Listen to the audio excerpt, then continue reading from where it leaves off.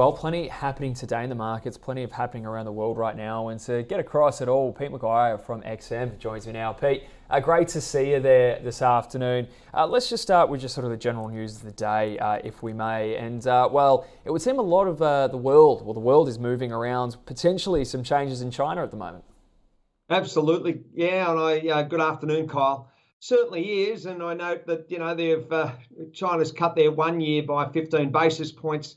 And, they've got a property sector that they've got to look. I listened to your previous guest, and they've got a property sector that is having some issues. And we're very conscious of that globally and who's holding the debt. So we've just got to see how that is all managed. We're looking at, as far as base metals overnight, really came under some pressure. If you're looking at, aluminium down 1.36, tin was smashed down about 4.3%. and zinc down 2%. So copper was relatively steady, but that gives us a little bit of an indication from the barometer of China. There's a little bit of fear there, and we're just got to see where it all rolls. Yeah, let's see if we can get up just something you shared this morning in your morning note, just in terms of what's moving here. And well, you can see it. It's very much an oil story. It's a bit of a safe haven story. Take us through what's going on. Well, from a that's traders, and that's what they're looking at as far as open positions and where the appetite is. And you saw crude come back a little bit, and it's been very, very strongly bid up over the last couple of weeks. So probably just giving back a little bit of that hot air. And the US dollar has continued its climb. It's through that 103.10. We were running at an Aussie dollar. It's sitting at around about 64.60 or 70 so, but it's had a bit of a kick to the upside since then. So I think it's back through 65 now. But there's certainly some weakness across the Aussie. And some of those currencies, keep an eye on the yen. Who can believe it? Talk about volatility. It's an incredible market to be trading at the moment. US dollar, yen, euro, yen, pretty much anything against the yen. Yeah, absolutely. I wanted to talk a bit of a preview too here. Just we have over the next couple of, we'll be keeping an eye out for the next Bank of England meeting. What are the markets expecting from future BOE policy? Because there's a sense that, I guess, with some major central banks, the job is, well, all but done. But in the UK, perhaps not so just yet. Well, no, they're saying it could be another 225 basis point hikes. We've just got to see. We're conscious as far as how CPI is, and it seems to be slowly edging down. But don't lose track of the big picture that their 2% target rate for inflation, it's triple that number at the moment. So headline expected to come down for July about 1%. And that's a good sign year on year. So we've just got to see again how those numbers drop this week and get an indication what impact it naturally has to policy from the Bank of England. And then secondly, of course, the impact to pound versus trading versus other currencies. Yeah, well, let's look at one of those currencies that you were highlighting in your note this morning, which is the pound Kiwi, one that's a little bit, one of the minor pairs, of course. And well, we're seeing quite a strong uptrend against what is obviously a fairly high beta currency typically. Yeah, absolutely. And you look at the chart, I mean, that's what traders look for. They look for the fundamentals, they look for seasonality, but more importantly, most trade off technicals. And when you've got a chart like that, it just shows you your moving averages and then your different indicators that you can set up on your own screen, and how you interpret that data, and then how long do you hold a position for. And that's the attraction to trading a market that doesn't sleep 5 days a week.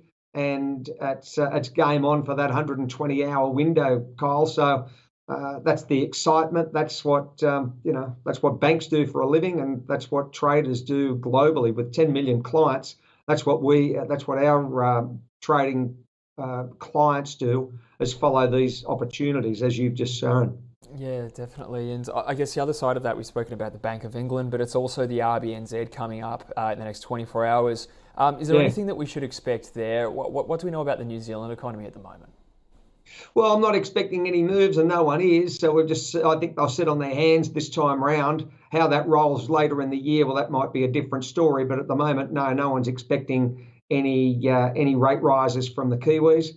And I think we've just got to see commentary, see as far as, I'm looking at Fed minutes this week as well to see, globally what banks are prepared to do, or central banks that is, how they lead up to Christmas and whether they sneak another one in or whether they sit on their hands and start to possibly pull back in 24. It's going to be an interesting year ahead. Yeah, no, definitely. And like you said, the market's not necessarily expecting anything there from tomorrow's meeting, but still some risks to the upside there potentially. You spoke about the yen before. Now that's getting to an interesting level, is it not? I think perhaps one that policymakers have maybe tried to intervene in the market in the past. Yeah, exactly. It's at 145.50 sort of handle against the US dollar. We know that there's been intervention every time it gets to around that 150 by the Bank of Japan. So is it going to edge up there further? I won't be surprised. So that's the situation. Let's see what those notes come out as far as Fed Chair Powell and his minutes and the views of the members of the Fed. And then the impact that's going to have naturally to currencies and cross rates and yen dollar. And if it starts to move a little bit further, I won't be surprised to see intervention. And it just seems to be the normal case of events. But it's been an incredibly volatile currency over the last 6 or so months as the yen, and I don't think it's going to stop. I think that's going to continue for the rest of the year. We've got our eyes, of course, still on US tech. A lot of the results have already been done and dusted for the big names this earnings period. But, a bit of a pullback recently, a loss of momentum perhaps for the NASDAQ. What are you following there at the moment? What's the story? Well, I'm conscious. I mean, you're 7.5 months into this calendar year. I think it's the middle of the quarter today. So the third quarter. So we're halfway through the third quarter. We're 7.5 months fully in.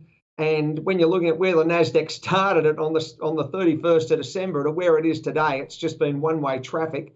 And sure, we had a little bit of a bank hiccup going, put your mind back to March, but since then it's been onward and upward. So, Kyle, I sit here and go, well, you really can't not be in the market if you're looking at the performance of the NASDAQ. And if you're fortunate enough to pick it and your charts and everything aligned in January, then it's been one-way traffic. So I'm suggesting it'll probably continue for a while, and let's just see where we are possibly in the next 6 weeks as far as, again, earnings and, the performance in this quarter. And I guess last and not least, when you sort of talk about the earnings for the quarter locally, been pretty big and busy here. Any sort of assessment on how the 200 is going at the moment? Well, you've got to say it's not a bad rate. I mean, it's had a nice run up, and sure, it's given back a little bit of hot steam in the last week or so. But hey, it's been again a very good market to trade. I think that it swings on the global sentiment, and at the moment it's still doing pretty well. So I notice, Asia's a bit choppy today, but hey, that's okay as well. That's the opportunity. Nothing goes up in a straight line, and you never go broke taking a profit, Kyle.